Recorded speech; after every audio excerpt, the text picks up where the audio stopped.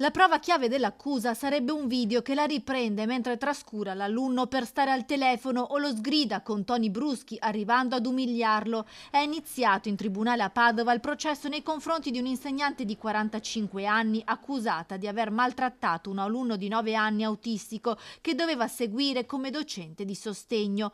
I fatti si sarebbero svolti in una scuola primaria della Bassa Padovana e sarebbero durati circa 4 mesi. Il PM nel fascicolo aperto contro la 45enne di Monselice parla di violenza fisica e morale. L'insegnante infatti avrebbe spintonato l'alunno per costringerlo a stare seduto e avrebbe fatto dispetti al bambino in più occasioni. Alcuni di questi episodi sono stati ripresi dalle telecamere dei carabinieri che avevano installato nella scuola dopo che il caso era stato segnalato dalla direzione dell'istituto scolastico. La prossima udienza si svolgerà l'11 giugno.